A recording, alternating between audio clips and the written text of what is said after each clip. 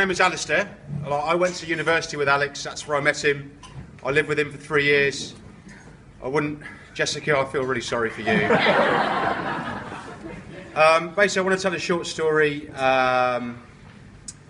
of when Alex rang me up one day, and it was just before he met Jessica. He basically rang me up one day and said, "Can I stay at your house?" I lived in East London at the time, so just some background here. I lived in Brick Lane, very near Liverpool Street, where you get the bus to Stansted Airport. And a lot of my friends used to come and stay at mine before flying away on holiday. And one day Alex rings me up at about 2 months before and says, "Can I stay at your house on Monday the 19th of April?" I think it was. Was it April? And I said, "Mate, why do you want to stay at my house on a Monday for?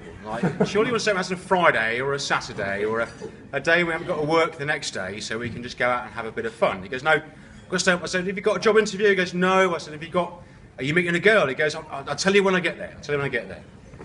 And basically, he turns up on Monday and I meet him after work. And at the time I was living with a couple of flatmates.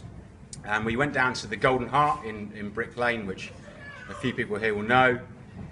And Alex hatched this plan to us. So we're sitting in the pub and Alex says, "Well, basically I was in Corfu last year and I met this girl in Corfu, and she's from Sweden, and she's called Jessica, and she works in H&M in Stockholm, and that's all I know about her." I said, "Okay." And he goes, "Basically, I'm going to fly to Sweden tomorrow, and I'm going to go and find her." And we said, "Okay, all right. Have you got an email address?" "No." "Have you got a phone number?" "No. I'm just going to go and find her." And so it was me and Ramon and Asher Pond, and we sat there quietly for a bit, and then we laughed, and then we said, "Mate, that's never going to work, mate." Alex, I think it worked, mate. I think you actually pulled that one off, mate.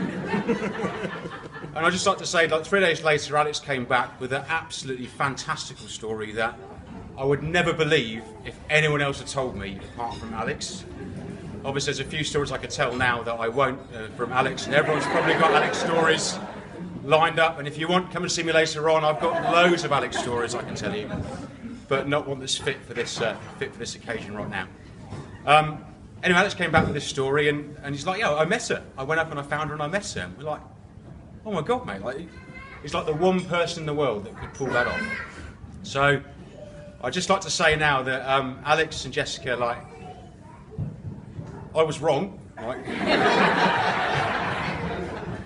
And it works. And I'd just like to raise a toast to Alex and Jessica.